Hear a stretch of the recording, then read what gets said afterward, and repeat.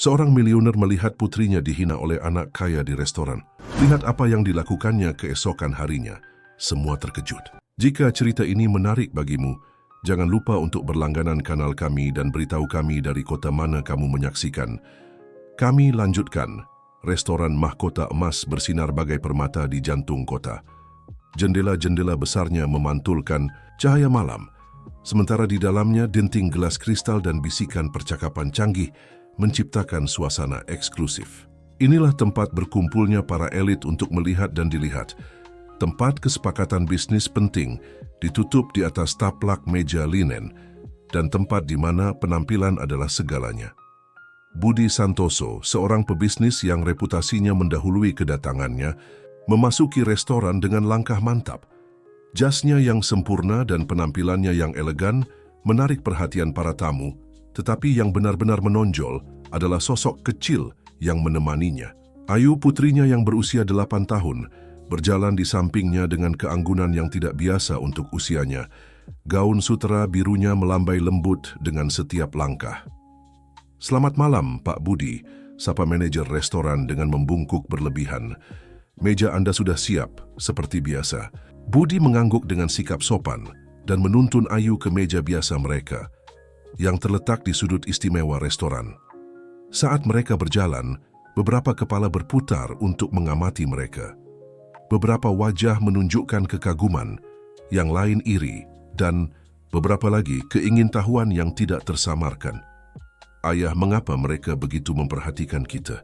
bisik Ayu sedikit menggenggam tangan ayahnya. Budi membungkuk ke arahnya dengan senyum hangat.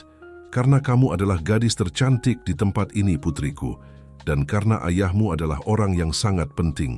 Ayu mengangguk, meskipun di matanya terpancar kebijaksanaan yang melampaui usianya, seolah-olah dia mengerti bahwa ada sesuatu yang lebih dari sekadar kekaguman dalam tatapan-tatapan itu. Setelah duduk, Budi memandang putrinya dengan bangga.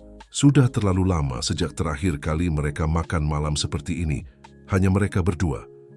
Beberapa bulan terakhir telah menjadi pusaran pertemuan, perjalanan bisnis, dan keputusan perusahaan yang membuatnya jauh dari apa yang benar-benar penting.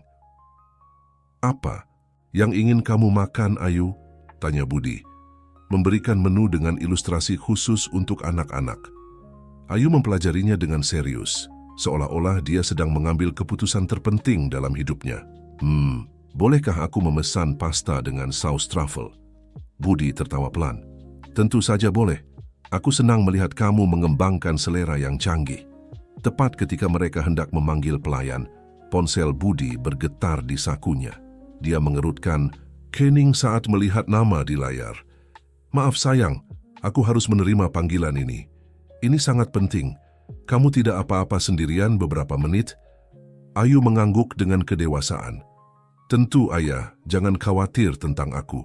Budi berdiri, memberi Ayu ciuman cepat di dahi sebelum beranjak ke sudut yang lebih tenang di restoran untuk menerima panggilan.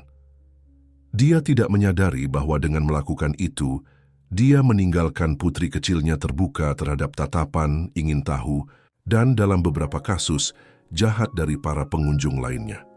Sementara Budi membahas detail merger bernilai jutaan, Ayu tetap sendirian di meja, mengayunkan kakinya yang tidak menyentuh lantai. Saat itulah dia memperhatikannya. Sekelompok anak-anak, tidak jauh lebih tua darinya, mengamatinya dari meja terdekat. Tawa dan tatapan mereka membuat Ayu sedikit mengerut di kursinya. "Lihat tuan putri kecil itu," bisik salah satu anak, cukup keras untuk didengar Ayu. "Pasti dia bahkan tidak tahu cara menggunakan peralatan makan dengan benar." Mungkin ayahnya membawanya karena kasihan, tambah seorang gadis dengan pita mencolok di rambutnya. Semua orang tahu bahwa Pak Budi lebih menyukai bisnis daripada keluarganya. Ayu merasa matanya berkaca-kaca, tetapi dia menolak membiarkan air matanya jatuh. Dia mengingat kata-kata yang biasa diucapkan ibunya sebelum meninggal. Seorang Santoso selalu menjaga sikap apapun situasinya. Jadi, dengan kekuatan kemauan yang tidak biasa untuk usianya, Ayu menegakkan diri di kursinya dan berpura-pura tidak mendengar komentar-komentar kejam itu. Ketika Budi kembali ke meja, dia tidak segera menyadari perubahan pada raut wajah putrinya. Dia terlalu gembira dengan kesepakatan yang baru saja dibuatnya. "Kabar bagus, Ayu. Aku baru saja mengamankan kesepakatan yang..." Dia berhenti tiba-tiba saat melihat ekspresi di mata Ayu. Ada sesuatu di sana, bayangan kesedihan dan tekad yang tidak ada sebelumnya. "Ada apa, sayang? Apakah terjadi sesuatu saat aku tidak ada?" Ayu menggelengkan kepala, memaksakan senyum. "Tidak, Ayah. Semuanya baik-baik saja. Kamu tadi menceritakan tentang panggilanmu?" Budi ragu sejenak. Naluri kebapakannya memperingatkan bahwa ada sesuatu yang tidak beres. Tetapi sebelum dia bisa menyelidiki lebih jauh, pelayan datang untuk mengambil pesanan mereka. Makan malam berlanjut dengan Budi berusaha menyemangati Ayu dan dia merespons dengan keberanian diam yang menyembunyikan rasa sakit dari kata-kata yang telah didengarnya. Yang tidak diketahui keduanya adalah bahwa malam itu akan menandai awal perubahan mendalam dalam kehidupan mereka. Kata-kata yang tidak terucapkan dan luka yang tidak terlihat akan menaburkan benih peristiwa yang akan mengguncang tidak hanya keluarga Santoso, tetapi juga seluruh masyarakat kelas atas kota itu. Sementara itu, di meja-meja sekitarnya para orang dewasa melanjutkan percakapan dangkal mereka, tidak menyadari drama kecil yang telah berkembang di antara anak-anak mereka, dan Budi, tanpa mengetahuinya, akan segera memulai perjalanan yang akan menguji tidak hanya cintanya kepada Ayu, tetapi juga nilai-nilainya sendiri dan tempatnya di dunia yang telah dia bantu membangun. Hari-hari setelah makan malam di Mahkota Emas berlalu dengan kesan normalitas bagi keluarga Santoso. Budi melanjutkan rutinitas biasanya berupa pertemuan dan negosiasi, sementara Ayu menghadiri sekolah swasta eksklusifnya. Namun, di balik permukaan rutinitas ini, perubahan diam namun mendalam sedang terjadi. Budi tidak bisa menghilangkan bayangan Ayu malam itu di restoran. Meskipun dia tidak mengatakan apa-apa, matanya yang selalu ekspresif menceritakan kisah tentang rasa sakit yang tertahan. Kesadaran ini menghantuinya, membuatnya mempertanyakan setiap keputusan yang telah dia ambil dalam beberapa tahun terakhir. Suatu sore saat memeriksa beberapa dokumen di ruang kerjanya di rumah, dia mendengar isak tertahan dari kamar Ayu. Tanpa berpikir dua kali, Budi bangkit dari meja kerjanya dan bergegas ke sana. Dia berhenti di depan pintu yang dihiasi kupu-kupu dan bintang. Ragu sejenak sebelum mengetuk dengan lembut. "Ayu, boleh ayah masuk, sayang?" Tidak ada jawaban langsung, hanya suara gerakan tergesa-gesa.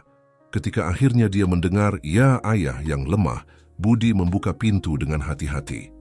Ayu duduk di tempat tidurnya, dikelilingi boneka dan buku terbuka di pangkuannya. Matanya sedikit memerah, tetapi dia mempertahankan ekspresi tenang. Hampir terlalu tenang untuk anak seusianya. "Ada apa, putri kecil? Kamu baik-baik saja?" tanya Budi, duduk di tepi tempat tidur. Ayu mengangguk, memaksakan senyum yang tidak mencapai matanya. "Ya, ayah. Aku hanya sedang membaca cerita sedih." Budi melihat bukunya, mengenalinya sebagai buku dongeng yang dia sendiri berikan. Dia tahu bahwa tidak ada cerita di sana yang bisa menimbulkan jenis rasa sakit yang didengarnya dalam isakan itu. "Ayus," dia mulai, dengan hati-hati memilih kata-katanya. "Kamu tahu bahwa kamu bisa menceritakan apa saja pada ayah, kan? Jika ada yang mengganggumu, aku ingin tahu supaya bisa membantumu." Sejenak, tampaknya Ayu akan mempertahankan tampilannya, tetapi kemudian seolah-olah sebuah bendungan telah pecah, air mata mulai mengalir dengan bebas. "Anak-anak di sekolah, mereka seperti anak-anak di restoran," isak Ayu. "Mereka mengatakan hal-hal mengerikan, ayah, tentang kamu, tentang aku, tentang ibu." Budi merasa seolah-olah dia telah menerima pukulan di perut. Revelasi bahwa putrinya telah menderita dalam diam. Tidak hanya malam itu di restoran tetapi juga di sekolah, memenuhinya dengan campuran rasa bersalah dan kemarahan. "Oh Ayu," gumamnya, menariknya ke dalam pelukan pelindung. "Maafkan aku. Aku seharusnya menyadarinya lebih awal." Saat memeluk putrinya, membiarkannya menangis di bahunya, Budi menyadari betapa jauhnya dia telah menjauh dari apa yang benar-benar penting. Dia begitu fokus membangun kerajaan, menjadi yang terbaik dalam bisnis, sehingga dia mengabaikan perannya yang paling penting, menjadi seorang ayah. "Aku berjanji keadaan akan berubah. katanya dengan tegas, sedikit menjauh untuk menatap mata Ayu. Aku tidak akan membiarkan siapapun menyakitimu seperti ini lagi. Ayu menatapnya dengan campuran harapan dan keraguan. Tapi ayah, bagaimana? Kamu tidak bisa selalu bersamaku dan mereka. Mereka adalah anak-anak teman-temanmu, rekan-rekan bisnismu. Kata-kata Ayu bagaikan wahyu bagi Budi. Dunia yang telah dia bangun, lingkaran sosial tempat mereka berada, tiba-tiba tampak kosong dan dangkal. Apa gunanya semua kesuksesannya jika dia tidak bisa melindungi putrinya sendiri dari kekejaman yang ada di dunia yang sama itu? Kamu benar, aku tidak bisa selalu bersamamu, aku Budi. Tetapi aku bisa mengajarimu untuk menjadi kuat, tidak membiarkan kata-kata mereka menyakitimu. Dan yang lebih penting, aku bisa menunjukkan padamu bahwa ada hal-hal yang jauh lebih berharga daripada uang atau status sosial. Saat itu, Budi mengambil keputusan yang akan mengubah arah hidup mereka.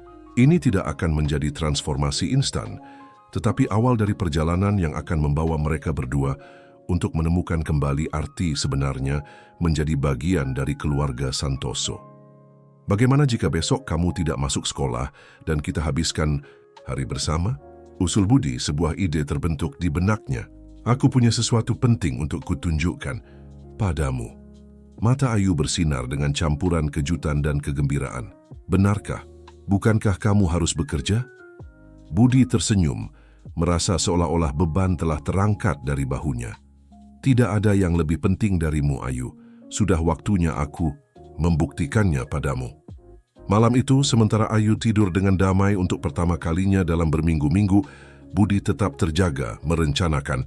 Dia tidak hanya memikirkan bagaimana memperkuat hubungannya dengan putrinya, tetapi juga bagaimana mengatasi masalah yang lebih besar, lingkungan beracun tempat mereka telah tinggal.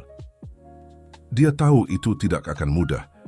Lingkaran yang sama yang telah memberinya kekayaan dan status sekarang mengancam kebahagiaan dan kesejahteraan putrinya. Dia harus berhati-hati, strategis tetapi juga tegas.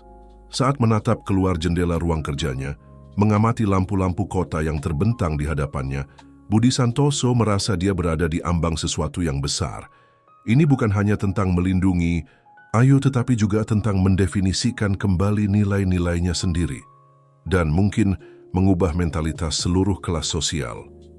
Dengan tekad ini dalam pikirannya, Budi akhirnya pergi tidur, bersiap untuk hari yang akan menandai awal transformasi pribadinya dan putrinya. Yang tidak dia ketahui adalah bahwa tindakannya akan segera memicu serangkaian peristiwa yang akan mengguncang fondasi masyarakat kelas atas, mengungkapkan rahasia yang telah lama disimpan, dan menguji kesetiaan yang dianggap tak tergoyahkan. Fajar menemukan Budi Santoso sudah bangun dan siap untuk hari yang telah dia rencanakan. Dia berpakaian santai, sesuatu yang tidak biasa baginya, dan menuju ke kamar Ayu. Dia menemukannya sudah bangun, duduk di tempat tidurnya dengan ekspresi antisipasi yang dicampur dengan rasa ingin tahu. "Selamat pagi, putri kecil," sapa Budi dengan senyum hangat.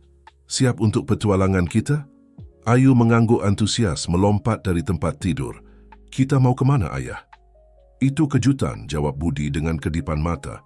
"Tapi pertama-tama pakailah pakaian yang nyaman. Tidak ada gaun-gaun elegan hari ini." Sementara Ayu bersiap-siap, Budi membuat beberapa panggilan cepat, membatalkan semua pertemuannya hari itu. Asistennya terdengar bingung, tetapi Budi tegas. Hari ini prioritasnya adalah putrinya. 1 jam kemudian, ayah dan anak keluar dari rumah mewah mereka dalam mobil sewaan yang sederhana, alih-alih limusin biasa mereka. Ayu memandang keluar jendela dengan penasaran saat mereka menjauh dari lingkungan eksklusif yang selalu menjadi rumah mereka. "Ayah, mengapa kita naik mobil ini?" tanya Ayu, memperhatikan perbedaannya. Budi tersenyum, tetap memperhatikan jalan. "Wan, karena hari ini kita akan melihat bagian kota yang berbeda, sayang. Bagian yang tidak terlalu kita kenal." Setelah hampir 1 jam perjalanan, mereka tiba di lingkungan sederhana di pinggiran kota. Jalanan penuh dengan kehidupan. Anak-anak bermain. Di trotoar, pedagang kaki lima menawarkan produk mereka. Dan tetangga mengobrol dengan bersemangat. Budi memarkir mobil di depan bangunan usang namun bersih. Sebuah papan nama yang memudar mengumumkan, Pusat Komunitas Harapan. "Tempat apa ini, Ayah?" tanya Ayu saat mereka turun dari mobil. "Ini adalah tempat yang sangat istimewa," jawab Budi. "Di sini mereka membantu orang-orang yang tidak memiliki banyak hal seperti kita." Saat masuk, mereka disambut oleh Siti, seorang wanita paruh baya dengan senyum hangat dan mata ramah. "Pak Budi, sungguh kejutan melihat Anda di sini, dan ini pasti Ayu kecil. Selamat datang." Budi menyapa Siti dengan keakraban, mengejutkan. "Ayo, Siti, terima kasih telah menerima kami dengan pemberitahuan yang sangat singkat. Aku ingin menunjukkan pada Ayu pekerjaan yang kalian lakukan di sini." Siti mengangguk penuh pengertian. "Tentu saja, kami sedang menyiapkan makan siang untuk anak-anak lingkungan sekitar.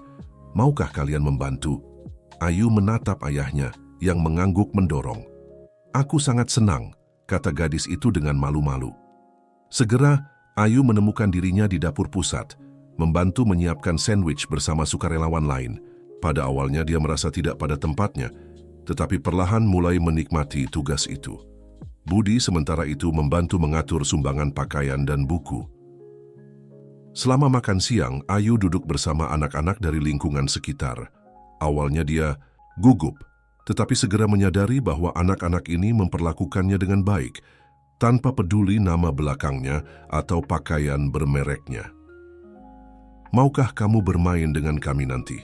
tanya seorang gadis bernama Dewi yang seusia dengannya. Ayu melihat ke arah ayahnya yang tersenyum dan mengangguk. "Aku sangat senang," jawabnya dengan senyum tulus.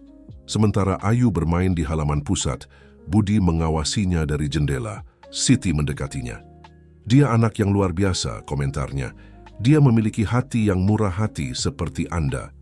Budi menghela nafas. "Aku telah begitu sibuk membangun kerajaan, sehingga hampir lupa apa yang benar-benar penting. Aku ingin Ayu mengerti bahwa ada lebih banyak dalam hidup daripada uang dan status sosial." Siti mengangguk penuh pengertian. "Itu pelajaran berharga, dan tidak pernah terlambat untuk mempelajarinya atau mengajarkannya." Di akhir hari, saat mereka kembali ke rumah, Ayu tidak biasanya diam. "Apa yang kamu pikirkan, sayang?" tanya Budi. Ayu menatapnya dengan mata penuh pemahaman baru. "Ayah, anak-anak itu tidak memiliki banyak hal, tetapi mereka tampak sangat bahagia, dan mereka sangat baik padaku, meskipun mereka tidak mengenalku." Budi tersenyum, merasakan campuran kebanggaan dan kelegaan. "Itu karena kekayaan sejati, Ayu, tidak terletak pada benda-benda yang kita miliki, tetapi pada bagaimana kita memperlakukan orang lain dan pengalaman yang kita bagikan." "Bisakah kita kembali lagi?" tanya Ayu penuh harap. "Tentu saja," jawab Budi. "Sebenarnya aku berpikir bahwa kita bisa pergi secara teratur. Bagaimana menurutmu?" Wajah Ayu berseri-seri dengan senyuman yang paling tulus yang Budi lihat sejak lama. Malam itu, saat menyelimuti Ayu, Budi memperhatikan perubahan pada putrinya. Ada cahaya baru di matanya, kepercayaan diri yang tidak ada sebelumnya. "Ayah," kata Ayu tepat sebelum Budi mematikan lampu, "aku pikir sekarang aku mengerti apa yang biasa ibu katakan tentang menjadi santoso sejati." "Dan apa itu, sayang?" tanya Budi, penasaran bahwa itu bukan tentang berapa banyak uang yang kita miliki atau apa pendapat orang lain tentang kita. Ini tentang bagaimana kita memperlakukan orang lain dan melakukan apa yang benar. Budi merasa tenggorokannya tercekat. "Ibumu akan sangat bangga padamu, Ayu." "Aku jelas bangga." Saat menutup pintu kamar Ayu, Budi menyadari bahwa hari ini bukan hanya pelajaran bagi putrinya, tetapi juga bagi dirinya sendiri. Dia telah menemukan kembali bagian dari dirinya yang telah dia lupakan dalam pencariannya akan kesuksesan dan kekuasaan. Namun saat menuju ruang kerjanya, Budi tahu bahwa jalan di depan tidak akan mudah. Mengubah prioritasnya berarti menghadapi harapan yang mengakar dan mungkin perlawanan dari mereka yang berada dalam lingkaran sosial dan bisnisnya. Duduk di meja kerjanya, Budi mulai menyusun rencana. Bukan hanya untuk membantu lebih aktif di pusat komunitas harapan, tetapi juga untuk mengevaluasi kembali bisnis dan hubungannya. Dia ingin memastikan bahwa semua yang dia lakukan mulai sekarang mencerminkan nilai-nilai yang ingin dia tanamkan pada Ayu. Yang tidak diketahui Budi adalah bahwa tindakannya akan segera menarik perhatian mereka yang lebih suka mempertahankan status quo. Dan di antara bayangan masyarakat kelas atas, aliansi dan rencana jahat sudah mulai terbentuk untuk melindungi rahasia-rahasia yang diancam oleh jalan baru Budi. Minggu-minggu setelah kunjungan ke pusat komunitas harapan, menandai perubahan nyata dalam kehidupan keluarga Santoso. Budi, setia pada kata-katanya, mulai mengatur ulang jadwalnya untuk menghabiskan lebih banyak waktu dengan Ayu dan untuk terlibat lebih banyak dalam proyek-proyek komunitas. Perubahan ini tidak luput dari perhatian dalam lingkaran masyarakat kelas atas. Suatu sore, sementara Budi bekerja di kantornya di pusat kota, dia menerima kunjungan tak terduga. Joko Wibowo, salah satu rekan bisnisnya yang paling lama dan berkuasa, masuk tanpa diumumkan. Wajahnya menunjukkan kekhawatiran yang hampir tidak tersamarkan. "Budi, teman lama," sapa Joko, nadanya dipaksakan riang. "Kamu punya waktu?" Budi menatapnya dengan terkejut, tetapi mengangguk, mengisyaratkan dia untuk duduk. "Tentu, Joko. Apa yang membawamu ke sini?" Joko duduk di kursi di depan meja Budi. Pandangannya menyapu kantor. Sebelum terpaku pada penghuninya, "Aku telah mendengar beberapa desas-desus, Budi. Desas-desus yang mengkhawatirkan." "Desas-desus?" tanya Budi, mengangkat alis. "Tentang apa tepatnya?" Joko membungkuk ke depan, menurunkan suaranya seolah takut didengar. "Mereka mengatakan bahwa kamu telah membatalkan pertemuan-pertemuan penting, menolak undangan ke acara-acara krusial, dan yang paling mengkhawatirkan, kamu telah terlihat di lingkungan-lingkungan. Ya, yang kurang direkomendasikan." Budi menjaga ekspresinya netral, meskipun di dalam dia merasakan campuran kejengkelan dan tekad. "Aku tidak tahu bahwa aktivitas pribadiku adalah topik percakapan, Joko." "Ayolah Budi," desak Joko dengan tawa terpaksa. "Kamu tahu dengan baik seperti aku bahwa di dunia kita semua adalah topik percakapan. Orang-orang berbicara dan apa yang mereka katakan dapat mempengaruhi bisnis, reputasi." "Dan apa tepatnya yang mengkhawatirkanmu, Joko?" tanya Budi, nadanya menjadi lebih dingin. Joko menghela nafas, seolah sulit baginya untuk mengatakan apa yang akan datang selanjutnya. "Lihat, beberapa rekan kita gelisah. Mereka khawatir bahwa aktivitas barumu mungkin membahayakan kesepakatan tertentu, informasi sensitif tertentu." Budi perlahan berdiri, pandangannya terpaku pada Joko. "Biar ku jelaskan, Joko. Prioritasku telah berubah itu." "Benar, tetapi integritasku tetap utuh. Aku tidak bermaksud membahayakan apapun atau siapapun." "Tapi Budi," desak Joko, juga berdiri, "kamu harus mengerti, dunia tempat kita bergerak itu sensitif. Satu langkah salah, satu kata yang salah tempat, dan semua yang telah kita bangun bisa runtuh." Budi mengelilingi mejanya, mendekati Joko. "Apakah itu ancaman, Joko?" Joko mundur sedikit, mengangkat tangannya dalam gestur mendamaikan. "Tentu saja tidak, teman lamaku. Ini adalah peringatan dari teman lama yang khawatir. Hanya, berhati-hatilah Budi. Tidak semua orang akan melihat aktivitas barumu dengan pandangan baik." Dengan kata-kata itu, Joko berpamitan dan keluar dari kantor, meninggalkan Budi tenggelam dalam pikirannya. Kunjungan Joko telah mengkonfirmasi kecurigaannya. Perubahan sikap dan prioritasnya menyebabkan riak di air keruh masyarakat kelas atas. Malam itu selama makan malam, Budi mengamati Ayu, memperhatikan bagaimana putrinya tampak lebih bersemangat dan yakin pada dirinya sendiri sejak mereka mulai mengunjungi pusat komunitas secara teratur. "Ayah," kata Ayu tiba-tiba, mengeluarkan Budi dari pikirannya, "bisakah kita mengundang Dewi ke rumah suatu hari?" Budi berkedip terkejut. "Dewi? Gadis dari pusat komunitas?" Ayu mengangguk antusias. "Ya, dia teman baruku. Dia mengajariku bermain engklek, dan aku mengajarinya membuat gelang. Dia sangat menyenangkan." Budi tersenyum, merasakan campuran kebanggaan dan kekhawatiran. "Tentu saja sayang, kita bisa mengundangnya kapan saja kamu mau." Sementara Ayu terus berbicara dengan bersemangat tentang teman barunya, Budi tidak bisa menghindari pemikiran tentang percakapannya dengan Joko. Bagaimana reaksi rekan-rekannya jika mereka tahu dia sedang mempertimbangkan untuk mengundang anak dari keluarga kelas pekerja ke rumah mewahnya? Lebih malam itu, setelah menidurkan Ayu, Budi mundur ke ruang kerjanya, duduk di kursi kulitnya. Dengan segelas whisky di tangan, dia mulai merenungkan peristiwa-peristiwa beberapa minggu terakhir.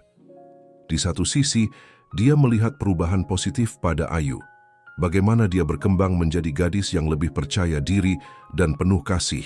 Di sisi lain, ada ancaman terselubung dari Joko dan ketegangan yang meningkat dalam lingkaran sosial dan bisnisnya.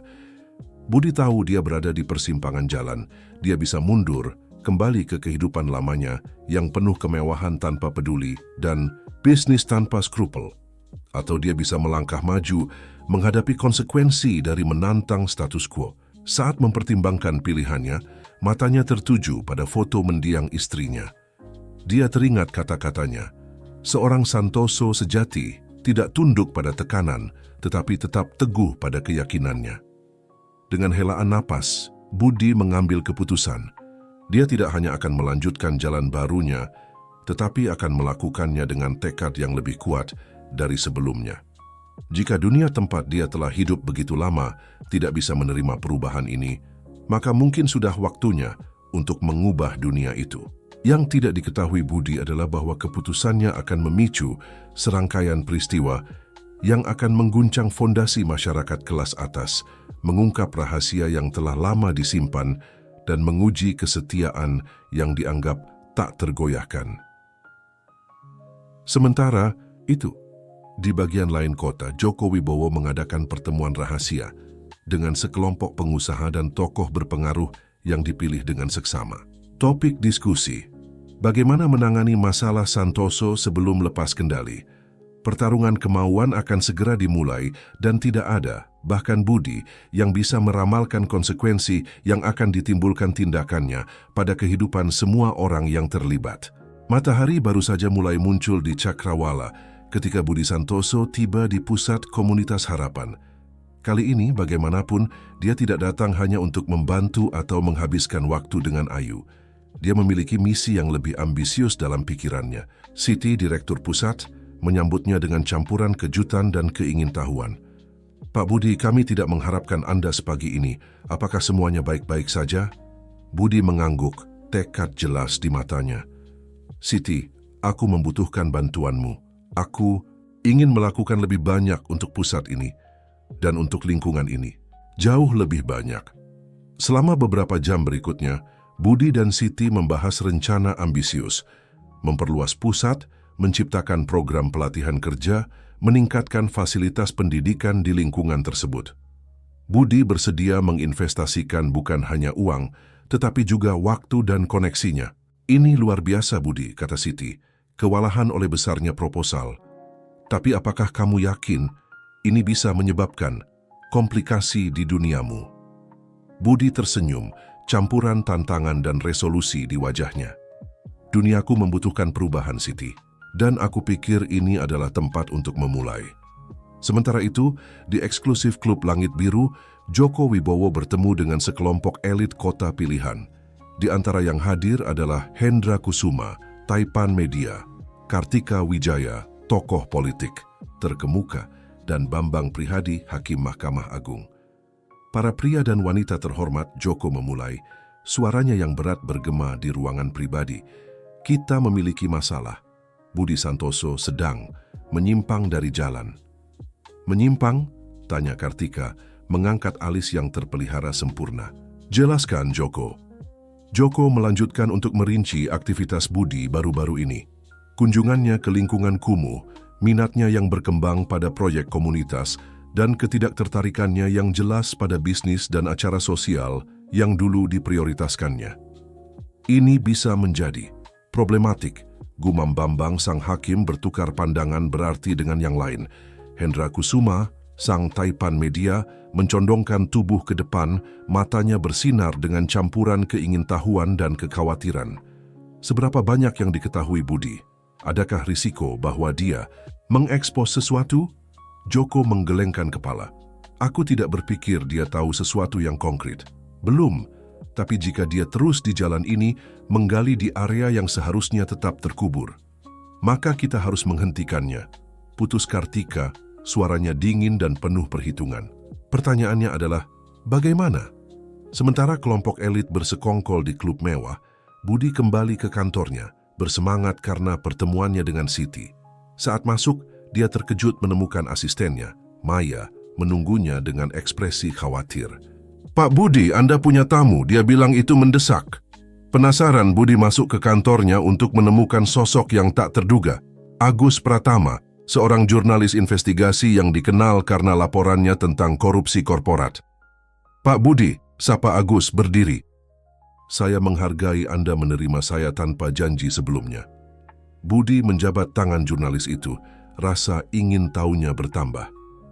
"Apa yang bisa saya bantu, Pak Agus?" Agus melihat sekeliling sebelum berbicara, menurunkan suaranya. "Saya memiliki informasi yang mungkin menarik bagi Anda tentang rekan-rekan Anda." Selama jam berikutnya, Agus berbagi dengan Budi serangkaian dokumen dan rekaman yang menunjukkan jaringan korupsi yang melibatkan beberapa anggota paling menonjol dari elit kota, termasuk Joko Wibowo dan para konspirator lainnya di Klub Langit Biru. "Mengapa Anda menunjukkan ini kepada saya?" tanya Budi, kewalahan oleh informasi tersebut.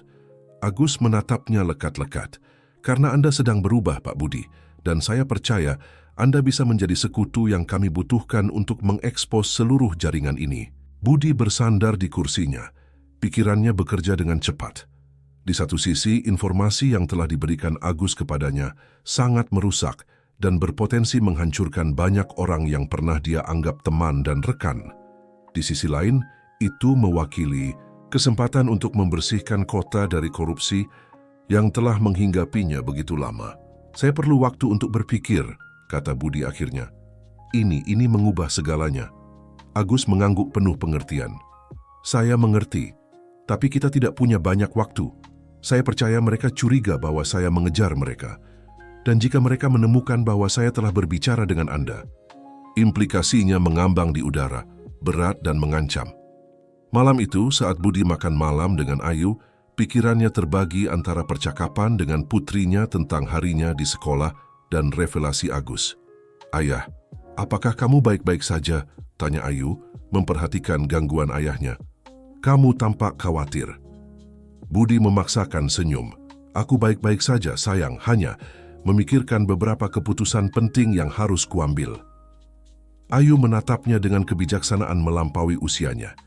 "Ibu selalu bilang bahwa ketika kamu harus mengambil keputusan sulit, kamu harus mendengarkan hatimu." Kata-kata Ayu bergema dalam di Budi. Dia teringat mengapa dia memulai semua perubahan ini. Untuk menjadi ayah yang lebih baik, untuk menciptakan dunia yang lebih baik bagi putrinya. Setelah menidurkan Ayu, Budi mundur ke ruang kerjanya. Dia mengeluarkan dokumen-dokumen yang diberikan Agus dan mulai memeriksa mereka lagi. Dengan setiap halaman yang dibacanya, tekadnya semakin kuat. Dia mengambil teleponnya dan menelepon sebuah nomor. "Agus, ini Budi Santoso. Aku ikut. Apa yang kamu butuhkan dariku?" Di sisi lain kota, di Klub Langit Biru, Joko Wibowo menerima panggilan darurat. "Pak Joko, kita punya masalah.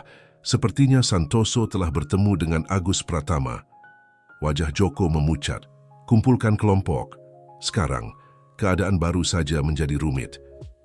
Sementara malam berlanjut, dua kekuatan bersiap untuk konfrontasi yang tak terelakkan. Di satu sisi, Budi dan aliansi baru dan tak terduganya dengan Agus Pratama. Di sisi lain, kelompok elit yang dipimpin oleh Joko siap melakukan apapun yang diperlukan untuk menjaga rahasia mereka tetap terkubur. Yang tidak diketahui oleh mereka adalah bahwa tindakan mereka akan segera memicu serangkaian peristiwa yang akan mengguncang fondasi kota itu sendiri, mengungkapkan kebenaran yang telah lama tersembunyi dan mendefinisikan ulang kesetiaan yang dianggap tak tergoyahkan. Dan di tengah semua ini, seorang gadis berusia 8 tahun tidur dengan damai, tak menyadari badai yang akan dilepaskan ayahnya, semua atas nama cinta dan keadilan. Hari-hari berikutnya adalah pusaran aktivitas bagi Budi Santoso. Di pagi hari dia mempertahankan rutinitas normalnya, sarapan dengan Ayu, mengantarnya ke sekolah, dan kemudian menuju ke kantornya. Tetapi sore dan malamnya kini didedikasikan untuk tujuan rahasia dan berbahaya. Di sebuah apartemen kecil yang disewa di lingkungan yang diskret, Budi bertemu dengan Agus Pratama dan tim kecil jurnalis dan investigator terpercaya. Bersama-sama, mereka memeriksa dokumen, menganalisis rekaman, dan menelusuri koneksi yang mengungkapkan jaringan korupsi yang jauh lebih luas dari yang awalnya mereka bayangkan. "Ini lebih besar dari yang kita pikirkan, Budi," kata Agus suatu malam wajahnya diterangi layar komputernya. "Bukan hanya melibatkan pengusaha dan politisi lokal, ada koneksi internasional, pencucian uang skala besar." Budi mengangguk serius. "Aku tahu, dan setiap hari yang berlalu, aku menyadari betapa aku telah menjadi bagian dari ini, meskipun secara tidak langsung." "Jangan terlalu keras pada dirimu," sendiri Amsela Rini, seorang jurnalis muda dari tim tersebut. "Yang penting adalah bahwa sekarang kamu melakukan hal yang benar." Sementara itu, di dunia luar, absennya Budi dari lingkaran sosial dan acara korporat tidak luput dari perhatian. Rumor mulai beredar, dipicu oleh paranoia yang semakin besar dari Joko Wibowo dan kelompoknya. Suatu sore, saat Budi menjemput Ayu dari sekolah, dia memperhatikan mobil hitam yang tampaknya mengikuti mereka.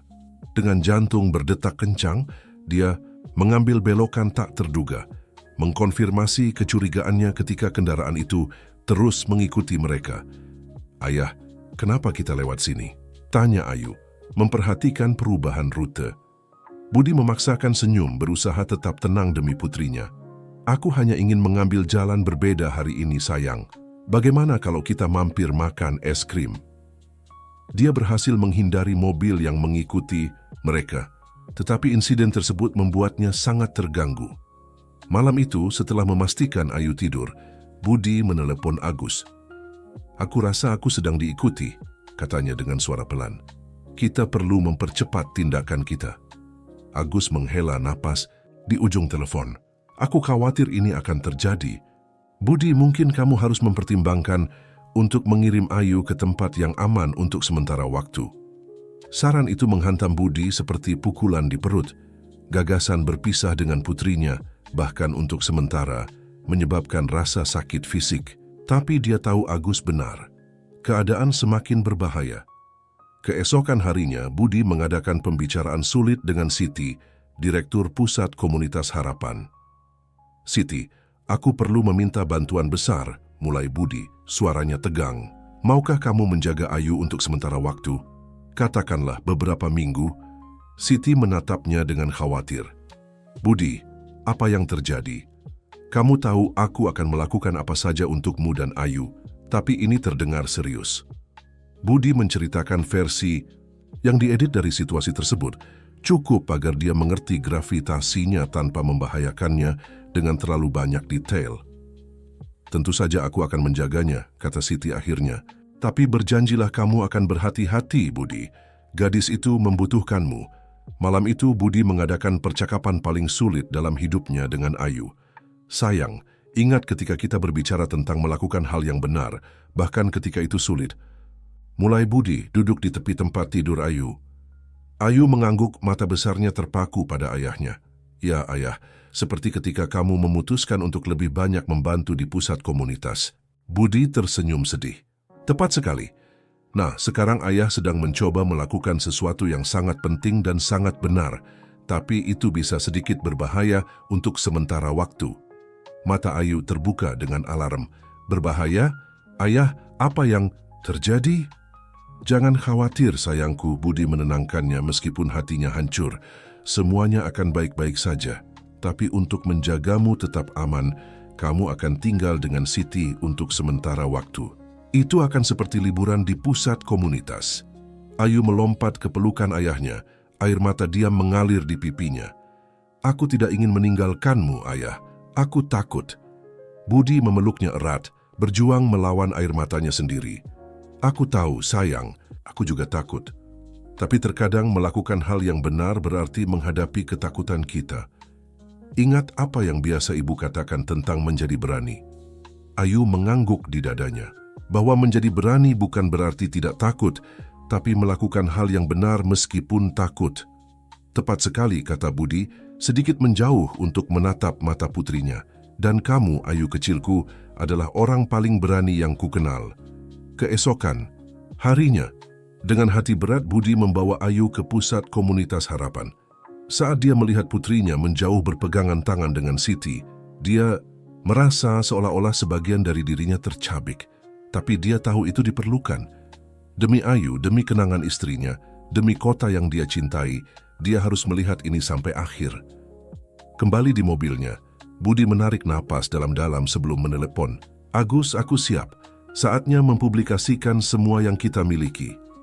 Yang tidak diketahui Budi adalah bahwa pada saat yang sama, Joko Wibowo dan kelompoknya sedang melaksanakan rencana putus asa mereka sendiri untuk membungkamnya. Pertempuran final akan segera dimulai dan nasib banyak orang tergantung pada sehelai benang. Pagi hari hadir dengan kelabu dan mengancam, seolah-olah langit sendiri merasakan badai yang akan segera melanda kota itu. Budi Santoso berada di ruang redaksi Koran Kebenaran bersama Agus Pratama dan timnya. Suasananya tegang, penuh antisipasi dan kegelisahan. Setelah kita mempublikasikan ini, tidak ada jalan kembali. Peringatan Agus, tangannya melayang di atas keyboard, siap untuk mengirim artikel yang akan mengungkapkan jaringan korupsi. Budi mengangguk, wajahnya adalah topeng tekad. Lakukan. Sudah waktunya kebenaran terungkap. Dengan sekali klik, artikel tersebut dipublikasikan secara online dan rotasi mulai mencetak edisi khusus koran. Dalam hitungan menit, media sosial meledak dengan berita tersebut dan jaringan televisi utama menghentikan program reguler mereka untuk meliput skandal tersebut. Sementara itu, di eksklusif Klub Langit Biru, Joko Wibowo dan kelompoknya bertemu dalam sesi darurat. Sial, teriak Joko, melempar koran ke atas meja. Bagaimana kita membiarkan ini terjadi? Kartika Wijaya, sang politikus, mempertahankan ketenangan dingin. Kita perlu mengendalikan kerusakan. Hendra, bisakah kamu menggunakan kontakmu di media untuk mendiskreditkan cerita ini? Hendra Kusuma, sang taipan media, menggelengkan kepala. Sudah terlambat untuk itu. Buktinya terlalu kuat. Kita membutuhkan strategi yang lebih drastis. Bambang Prihadi, sang hakim, yang sejauh ini tetap diam, berbicara dengan suara berat. Aku punya beberapa kontak yang bisa menangani Santoso. Keheningan. Berat jatuh di ruangan. Akhirnya Joko mengangguk perlahan. Lakukan apa yang diperlukan. Kita tidak bisa membiarkan ini berlanjut. Di pusat komunitas harapan, Siti menonton berita dengan campuran kebanggaan dan teror. Ayu duduk di sampingnya, memperhatikan gambar ayahnya di televisi dengan mata besar dan khawatir. Apakah ayahku dalam bahaya? Tanya gadis itu, suaranya hampir berbisik. Siti memeluk Ayu, berusaha menyampaikan keamanan yang dia sendiri tidak rasakan. Ayahmu adalah pria yang sangat berani, Ayu. Dia melakukan hal yang benar. Seiring berjalannya hari, kota tenggelam dalam kekacauan terkontrol. Demonstrasi spontan pecah di depan gedung-gedung perusahaan dan kantor pemerintah yang terlibat dalam skandal. Polisi bingung tentang bagaimana melanjutkan mengingat beberapa petinggi mereka disebutkan dalam tuduhan. Berusaha menjaga ketertiban sebaik mungkin. Budi, sadar bahwa hidupnya dalam bahaya, terus bergerak, berganti lokasi setiap beberapa jam. Agus dan timnya telah membentuk jaringan rumah aman di seluruh kota dan Budi berpindah dari satu ke yang lain, selalu selangkah di depan mereka yang mencarinya. Di salah satu rumah aman ini, Budi menerima panggilan tak terduga. Itu Maya, asistennya. Pak Budi, kata Maya, suaranya gemetar. Saya baru saja mendengar sesuatu mengerikan. Saya rasa mereka berencana menyakiti Ayu untuk menemukan Anda. Jantung Budi berhenti sejenak. Apa? Bagaimana kamu tahu? Saya mendengar Joko Wibowo berbicara di telepon. Dia menyebutkan sesuatu tentang menggunakan anak perempuan sebagai leverage. Pak Budi, Anda harus melindunginya. Budi menutup telepon, pikirannya bekerja dengan kecepatan tinggi. Dia tahu dia tidak bisa mempercayai polisi, tidak tahu berapa banyak dari mereka yang mungkin terlibat dalam jaringan korupsi. Dengan jantung berdebar, dia menelepon Siti. Siti, dengarkan aku baik-baik, katanya segera setelah dia menjawab. Kamu harus membawa Ayu keluar dari sana sekarang juga. Itu tidak aman. Budi, apa yang terjadi? Tanya Siti, panik. Tidak ada waktu untuk menjelaskan. Bawa dia ke alamat ini. Budi memberinya detail salah satu rumah aman. Dan Siti, terima kasih untuk segalanya. Sementara itu di pusat komunitas harapan, Siti bergerak cepat. Ayu sayang, kita harus pergi sekarang. Ayu merasakan urgensi dalam suara Siti tidak bertanya. Mereka mengambil hanya yang penting dan keluar melalui pintu belakang pusat. Tepat pada waktunya, karena beberapa saat kemudian sekelompok pria dengan tampilan mengancam masuk melalui pintu depan, menanyakan Putri Budi Santoso. Di jalanan, situasi semakin tegang. Revelasi Budi telah menyentuh saraf pada populasi, melepaskan tahun-tahun frustrasi terpendam terhadap korupsi dan ketidaksetaraan. Apa yang dimulai sebagai protes damai mulai berubah menjadi kekerasan di beberapa area. Joko Wibowo dan kelompoknya mengamati dengan ngeri bagaimana dunia mereka runtuh di sekitar mereka. Telepon mereka tidak berhenti berdering, rekanan bisnis memutus hubungan, politisi menjauhkan diri, jurnalis meminta komentar. Ini lepas kendali, gumam Hendra Kusuma melihat gambar protes di televisi. Kartika Wijaya selalu strategi, menyela. Kita membutuhkan kambing hitam, seseorang yang menanggung semua kesalahan. Semua mata berpaling pada Joko. Dia menatap mereka, tiba-tiba memahami posisi rentan. Jangan berani-berani, dia mulai, tetapi terpotong oleh suara sirin yang mendekat. Beberapa saat kemudian, polisi menerobos masuk ke klub Langit Biru. Tetapi mereka bukan petugas korup yang berharap akan melindungi mereka. Ini adalah agen federal, dipimpin oleh unit anti korupsi yang telah menyelidiki secara rahasia selama berbulan-bulan. Joko Wibowo umumkan pemimpin unit. Anda ditangkap dengan tuduhan korupsi, penipuan, dan konspirasi. Saat Joko diborgol, dia berteriak pada mantan sekutunya, "Kalian tidak bisa melakukan ini padaku, kita akan jatuh bersama." Tapi kata-katanya jatuh di telinga tuli. Kelompok yang dulunya mengendalikan kota dari bayang-bayang, sekarang runtuh, masing-masing putus. Asa mencoba menyelamatkan diri sendiri. Di bagian lain kota, Budi akhirnya bertemu kembali dengan Ayu dan Siti di rumah aman. Melihat putrinya, Budi memeluknya erat. Air mata mengalir bebas di wajahnya. "Ayah, aku sangat takut, Ishak Ayu." "Aku tahu sayangku," jawab Budi, membelai rambutnya. "Aku juga, tapi sekarang kamu aman. Semuanya akan baik-baik saja sekarang." Siti memperhatikan adegan itu dengan campuran kelegaan dan kekhawatiran. "Budi, apa selanjutnya?" Budi mendongak, ekspresinya campuran tekad dan harapan. "Sekarang Siti, kita membangun kembali.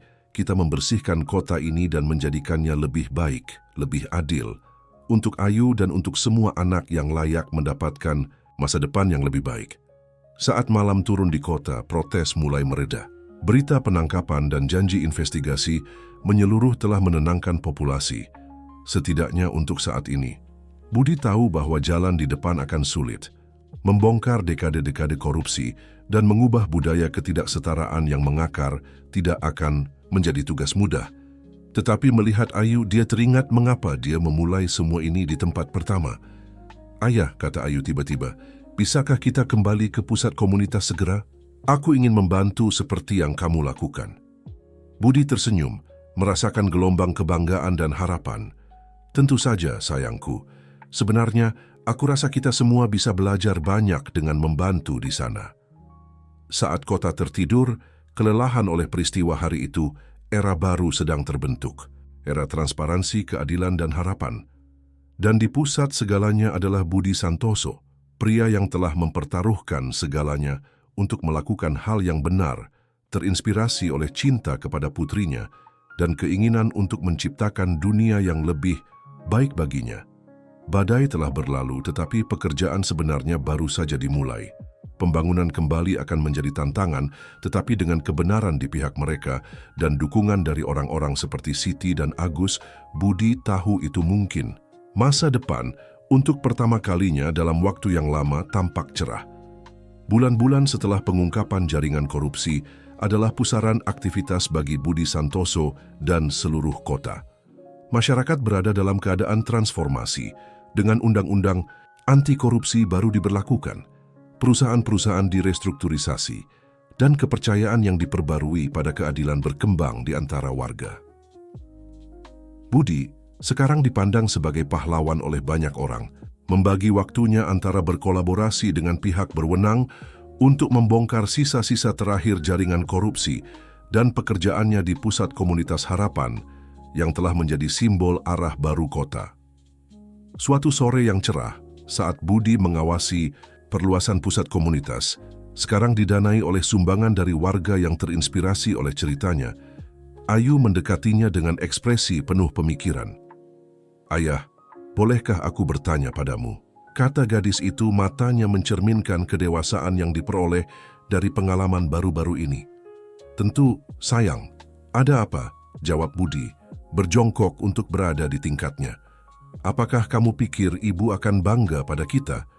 Pertanyaan itu mengejutkan. Budi membuatnya merasa tercekat di tenggorokan.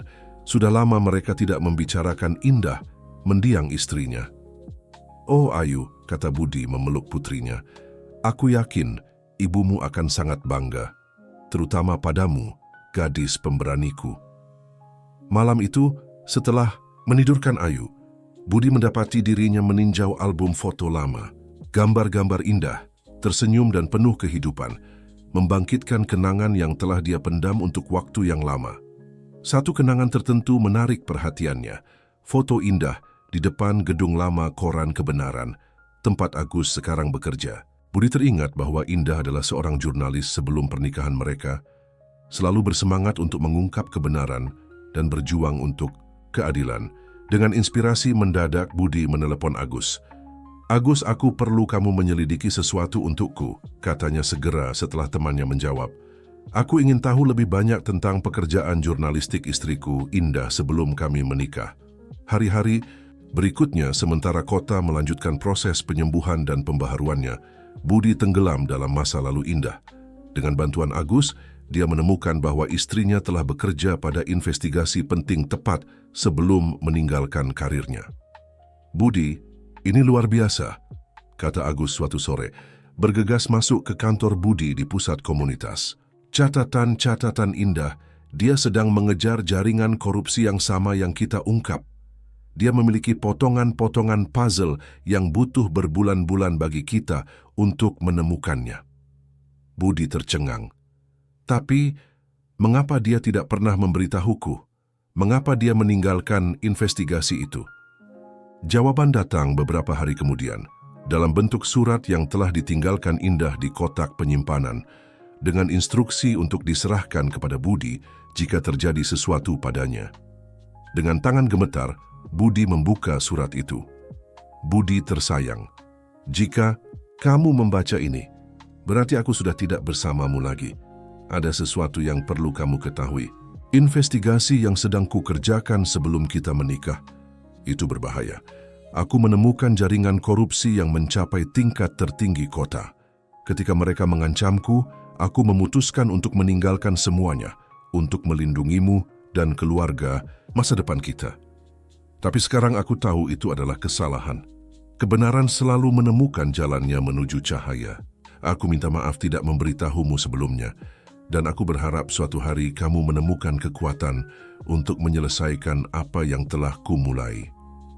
Selalu ingat, cinta lebih kuat dari ketakutan dan kebenaran, meskipun terkadang menyakitkan, adalah jalan menuju kebebasan. Dengan segenap cintaku, Indah."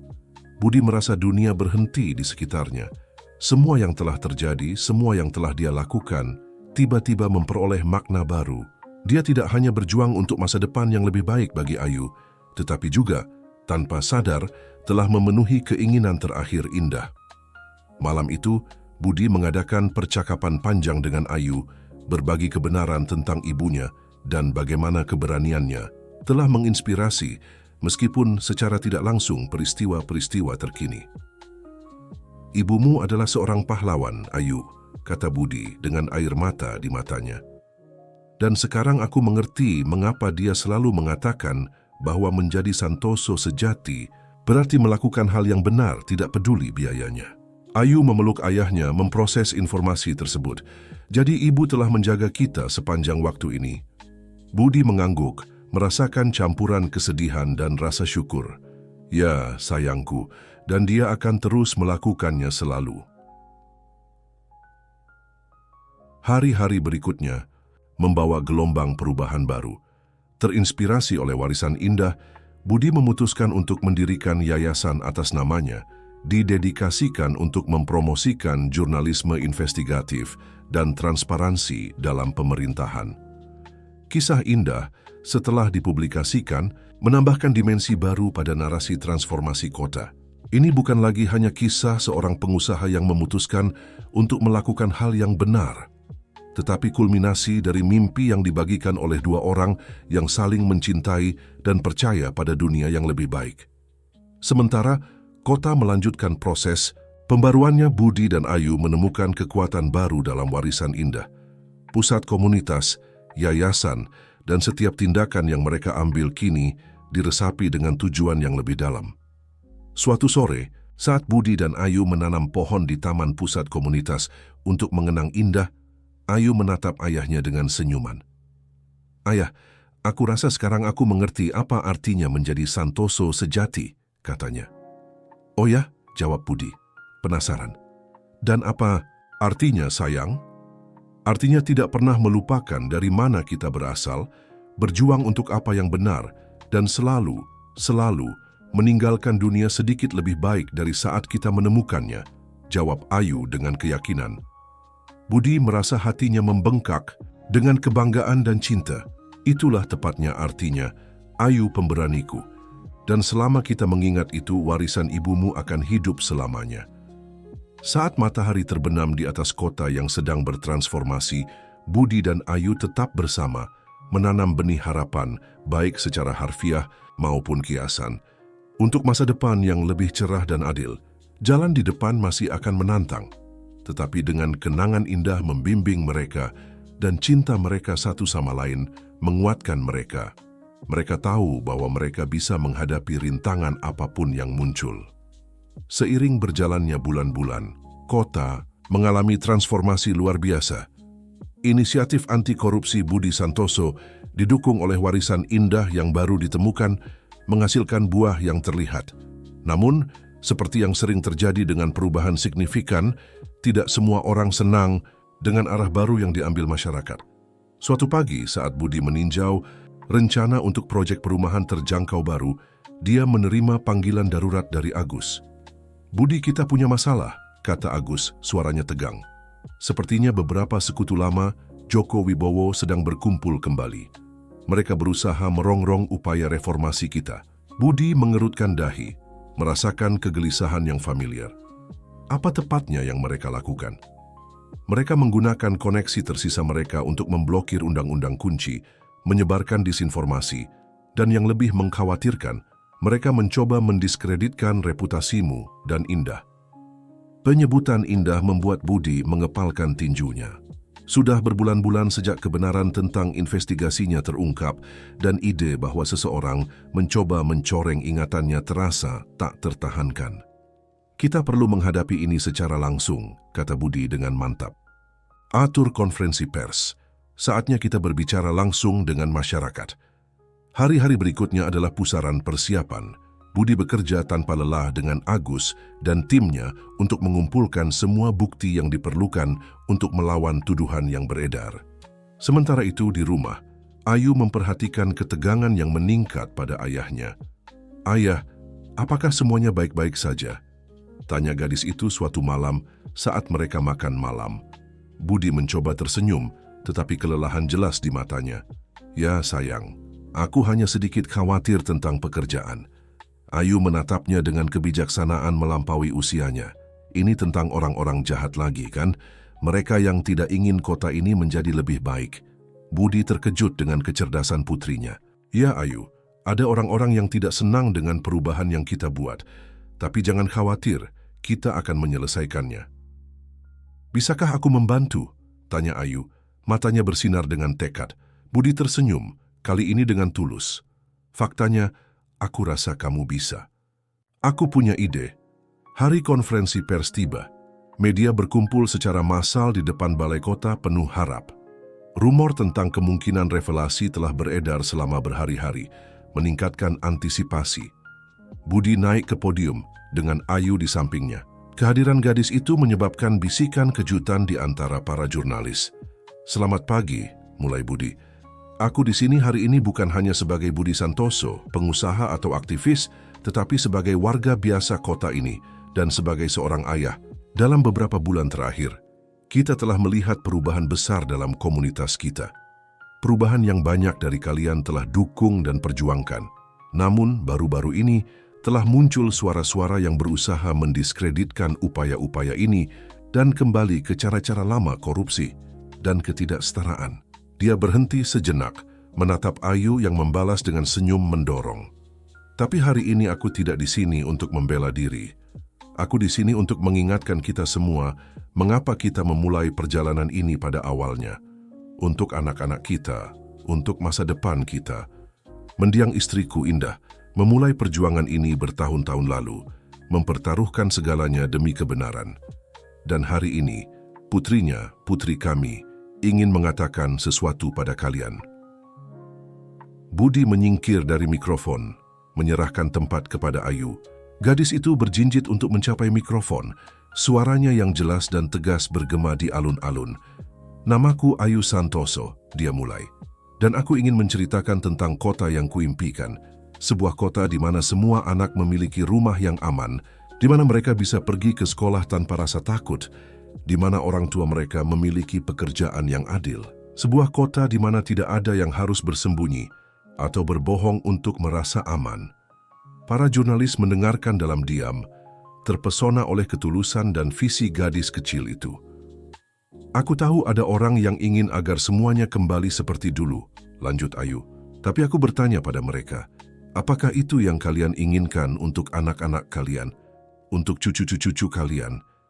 Ibuku dan ayahku mengajariku bahwa menjadi berani bukan berarti tidak takut, tetapi melakukan hal yang benar meskipun takut. Jadi aku meminta kalian, beranilah bersama kami. Bantu kami membangun kota ini yang kita semua layak dapatkan." Ketika Ayu selesai, keheningan sesaat diikuti oleh tepuk tangan meriah. Budi, dengan mata berkaca-kaca, memeluk putrinya, menyadari bahwa dia baru saja menyaksikan momen bersejarah. Dalam hari-hari berikutnya, pidato Ayu menjadi viral.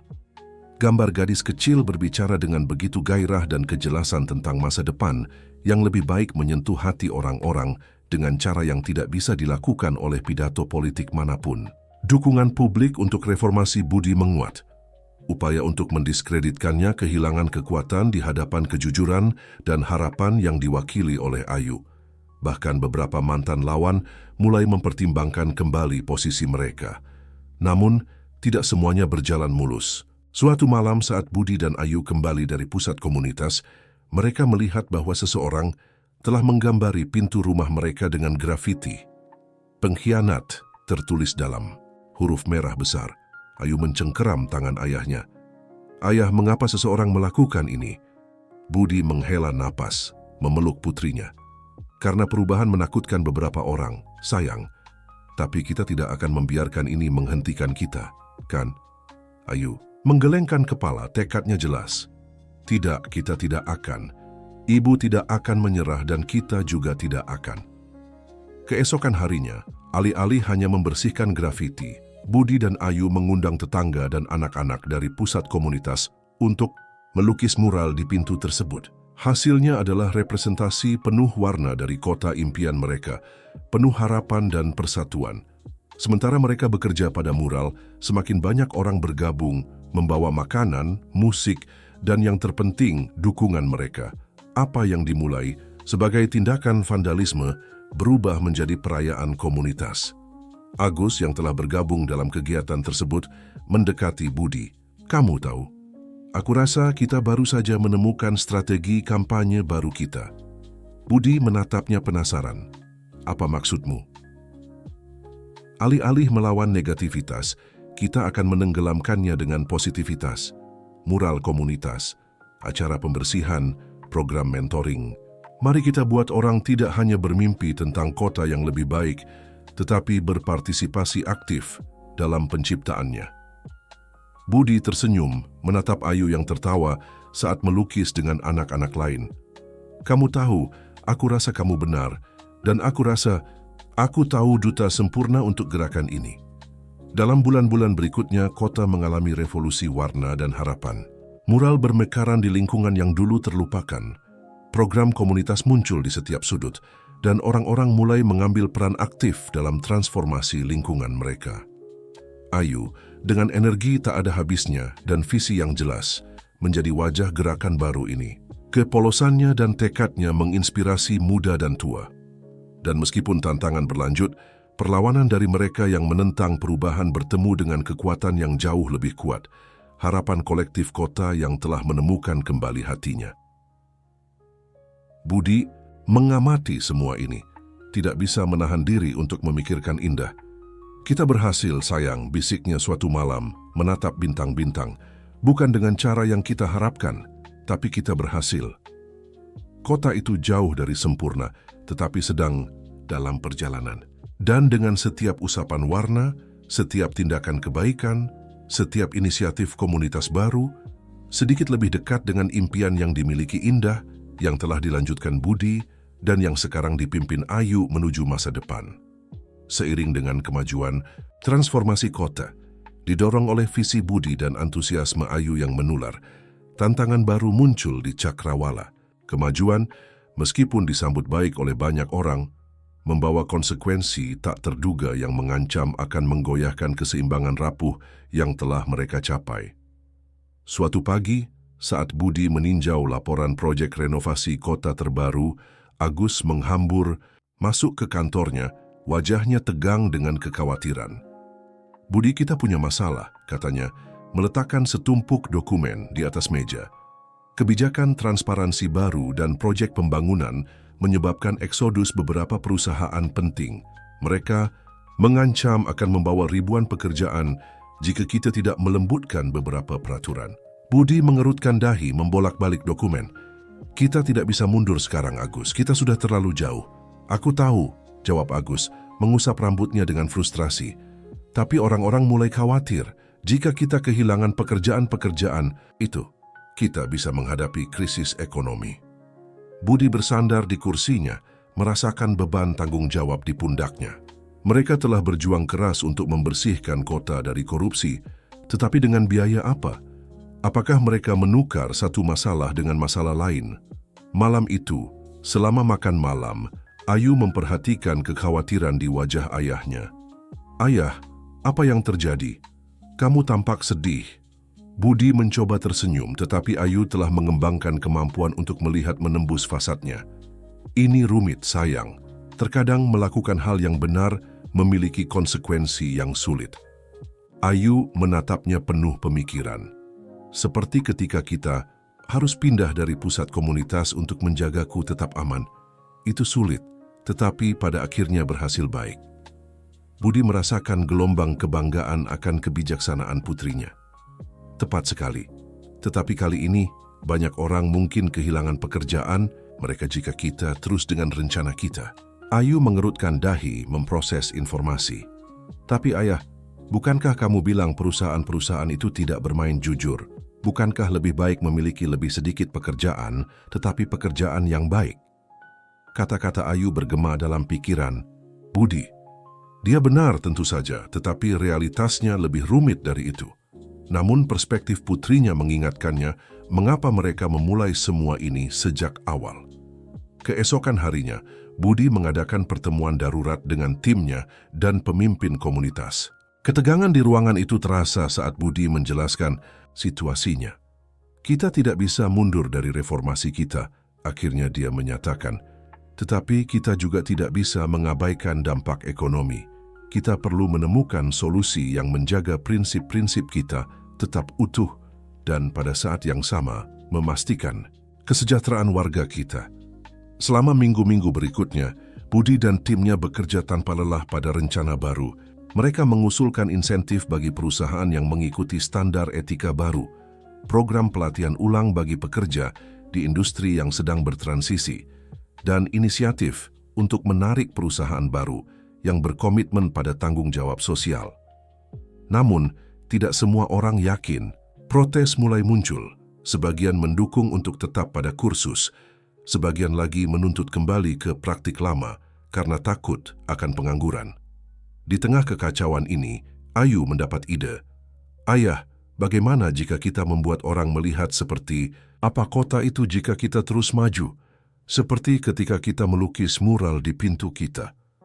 Terinspirasi oleh saran putrinya, Budi meluncurkan kampanye visualisasi massal.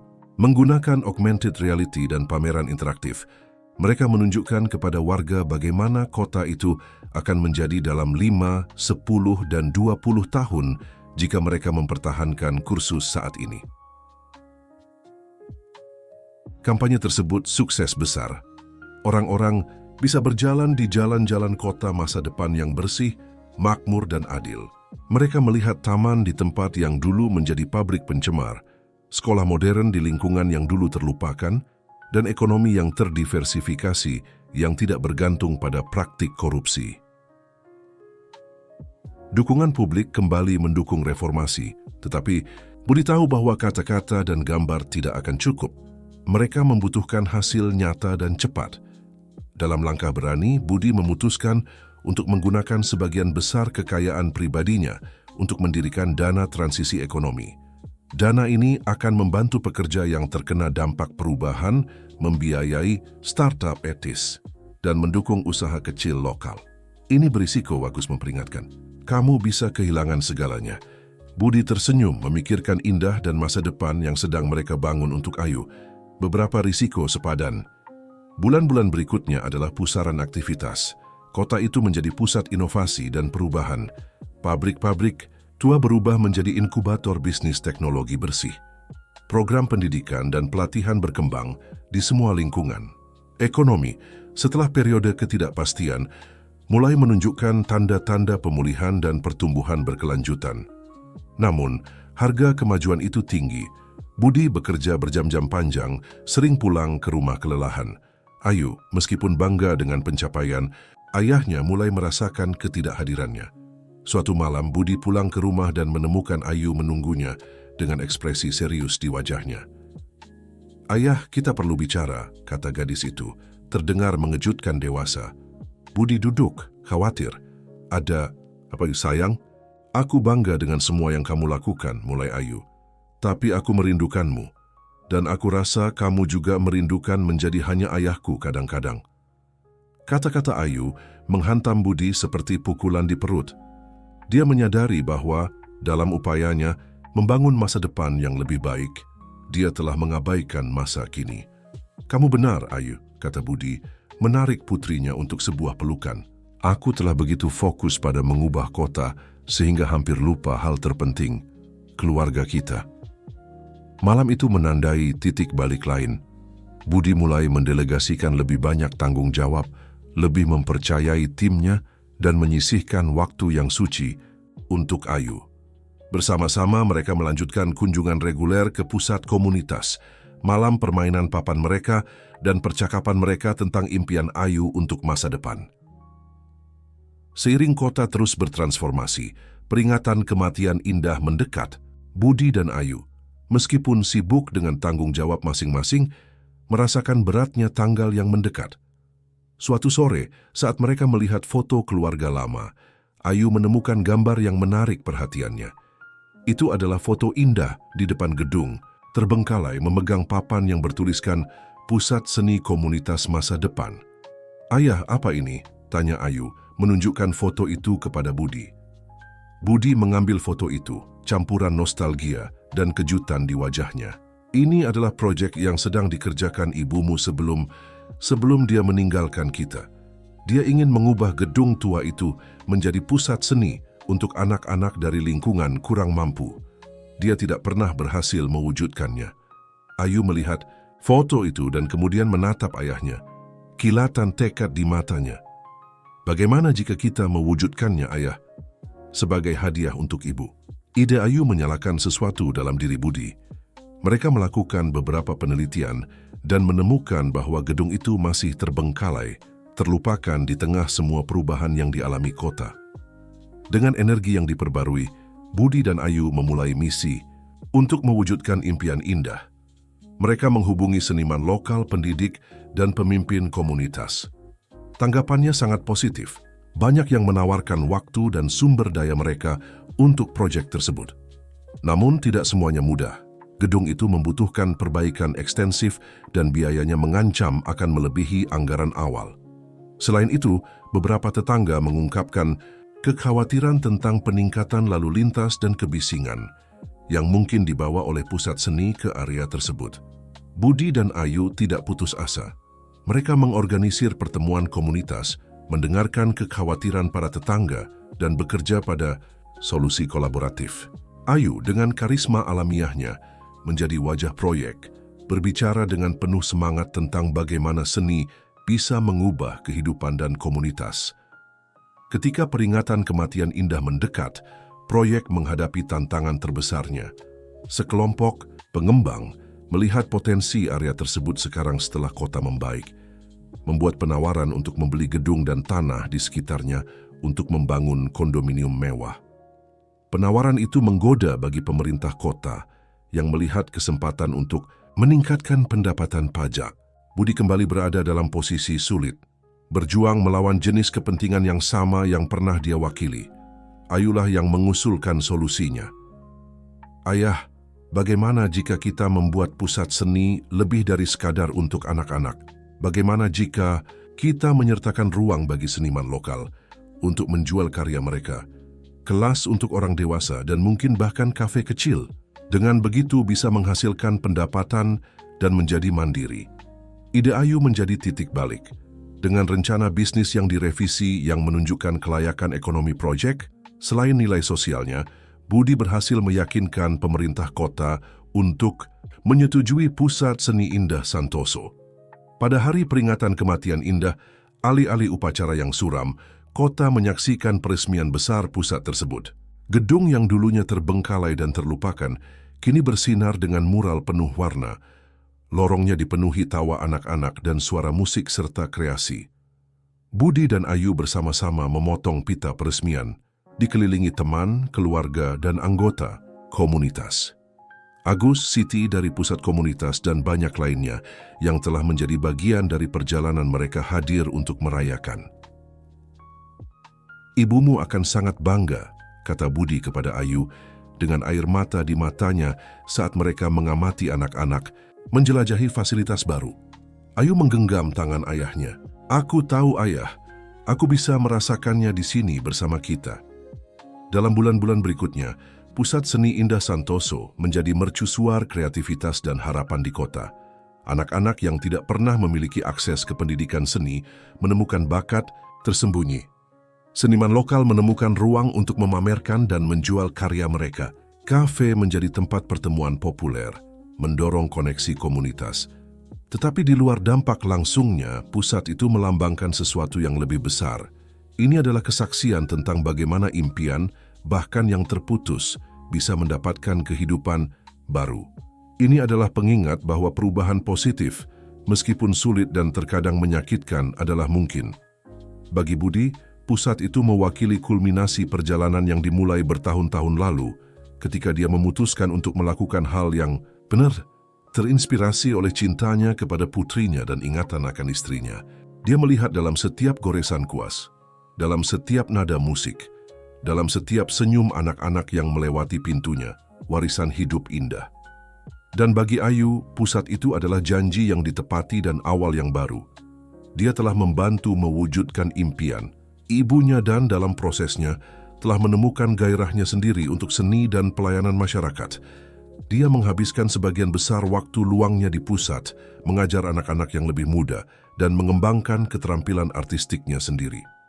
Suatu sore, saat Budi mengamati Ayu memandu sekelompok anak dalam proyek seni, dia menyadari bahwa warisan sejati Indah bukanlah gedung atau program, tetapi semangat kasih sayang, kreativitas, dan keberanian yang telah dia wariskan pada putrinya. Pusat Seni Indah Santoso menjadi simbol transformasi kota, pengingat nyata bahwa sebuah impian, dipelihara dengan cinta dan tekad, bisa berkembang bahkan di tempat-tempat yang tak terduga. Dan bagi Budi dan Ayu, Itu adalah rumah jauh dari rumah, tempat di mana masa lalu, masa kini, dan masa depan terjalin dalam simfoni indah warna dan harapan. Waktu berlalu, dan kota yang dulunya dipenuhi korupsi dan ketidaksetaraan telah berubah menjadi model kemajuan dan komunitas. Pusat Seni Indah Santoso telah menjadi jantung yang berdenyut dari kebangkitan ini, menginspirasi inisiatif serupa di bagian lain kota dan bahkan lebih jauh. Ayu, sekarang seorang remaja berusia 16 tahun, telah menjadi pemimpin muda yang dihormati, mengikuti jejak orang tuanya tetapi menempa jalannya sendiri yang unik. Hasratnya pada seni dan aktivisme telah membawanya untuk menciptakan program mentoring untuk anak-anak berisiko, menggunakan kekuatan transformatif seni untuk menginspirasi perubahan positif. Budi, meskipun masih aktif dalam kehidupan sipil kota, telah menemukan keseimbangan antara pekerjaannya dan kehidupan keluarganya. Dia menghabiskan lebih banyak waktu di pusat seni, sering duduk diam di sudut, mengamati dengan bangga bagaimana Ayu mengarahkan lokakarya atau memandu tur untuk pengunjung dari kota lain yang datang untuk belajar dari model pembaruan kota mereka. Suatu pagi yang cerah, Budi dan Ayu berjalan di jalanan kota, mengagumi perubahan yang telah terjadi dalam beberapa tahun terakhir. Gedung-gedung terbengkalai telah berubah menjadi perumahan terjangkau dan ruang komunitas. Taman-taman yang dulunya terabaikan, kini dipenuhi keluarga dan tawa anak-anak. Luar biasa bagaimana semuanya telah berubah, kan ayah? Komentar Ayu. Matanya menyapu jalan-jalan yang bersih dan bisnis yang berkembang. Budi mengangguk, senyum nostalgia di wajahnya. Ya, memang, terkadang sulit dipercaya bahwa ini adalah kota yang sama. Saat mereka berjalan, mereka menemukan diri mereka di depan bekas klub Langit Biru. Sekarang diubah menjadi pusat inovasi sosial di mana wirausahawan muda mengembangkan solusi untuk masalah komunitas. Kamu tahu, disinilah sebenarnya semuanya dimulai, kata Budi. Suaranya lembut dengan beban kenangan. Disinilah aku pertama kali mendengar tentang jaringan korupsi yang telah diselidiki ibumu. Ayu menggenggam tangan ayahnya, meremasnya lembut. Dan lihat seberapa jauh kita telah berjalan sejak saat itu. Mereka melanjutkan perjalanan mereka, sesekali berhenti untuk menyapa tetangga dan teman. Kehangatan dan rasa komunitas terasa nyata dalam setiap interaksi. Setibanya di pusat seni, mereka disambut oleh pemandangan yang hiruk-pikuk. Sekelompok anak-anak sedang melukis mural baru di dinding luar, dibimbing oleh beberapa seniman lokal yang telah dibimbing Ayu. "Ayu, Pak Budi!" teriak salah satu anak melambaikan kuas yang berlumuran cat. "Ayo bantu kami." Ayu menatap ayahnya dengan senyum nakal. "Bagaimana menurutmu, ayah? Siap untuk mengotori tanganmu demi tujuan yang baik?" Budi tertawa, merasakan gelombang kegembiraan dan rasa syukur. Selalu sayang, selalu. Ayah dan anak bergabung dengan kelompok tersebut, mengambil kuas dan menambahkan sentuhan mereka sendiri pada mural berwarna-warni yang menggambarkan sejarah kota mereka. Dari hari-hari gelapnya hingga masa kini yang cerah dan masa depan yang menjanjikan. Saat mereka melukis, Budi tidak bisa menahan diri untuk merenungkan perjalanan yang telah membawa mereka ke sini. Dia teringat saat-saat ketakutan dan keraguan, malam-malam tanpa tidur mengkhawatirkan masa depan Ayu, pertempuran yang telah mereka perjuangkan melawan mereka yang menentang perubahan. Tetapi dia juga teringat saat-saat kemenangan.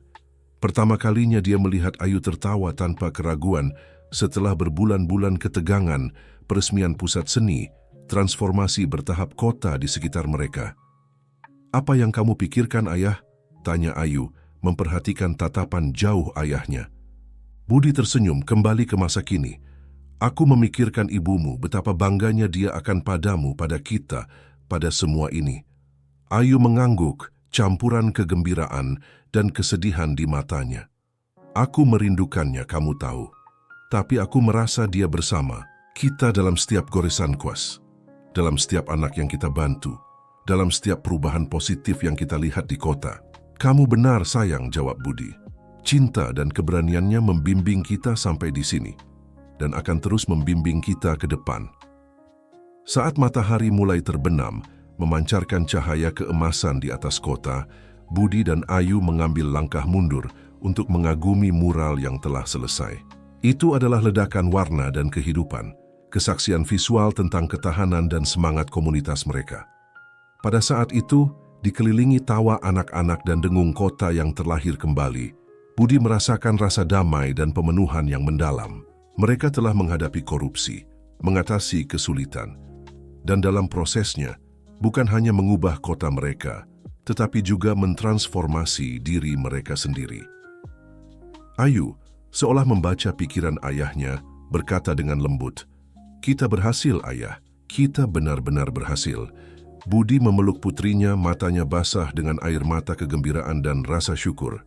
"Ya, Ayu pemberaniku, kita berhasil, dan ini baru permulaan." Saat malam turun di kota, lampu-lampu pusat seni Indah Santoso bersinar seperti mercusuar harapan dan kemungkinan. Itu adalah pengingat konstan bahwa perubahan nyata dimulai dengan impian, dipelihara dengan cinta dan tekad, dan berkembang dengan upaya kolektif komunitas yang bersatu. Budi dan Ayu Santoso, ayah dan anak, disatukan oleh cinta dan diperkuat oleh kesulitan tidak hanya menghormati warisan indah, tetapi juga telah menulis bab mereka sendiri dalam sejarah kota mereka. Sebuah bab tentang penebusan, transformasi, dan di atas segalanya cinta yang tak tergoyahkan. Dan saat mereka berjalan pulang, bergandengan tangan, di bawah langit berbintang, keduanya tahu bahwa perjalanan mereka masih jauh dari selesai. Ada lebih banyak impian yang harus diwujudkan, lebih banyak kehidupan yang harus disentuh, lebih banyak perubahan yang harus diinspirasi. Tapi mereka akan menghadapi setiap tantangan baru bersama dengan kekuatan cinta keluarga mereka dan dukungan komunitas yang telah mereka bantu untuk dilahirkan kembali.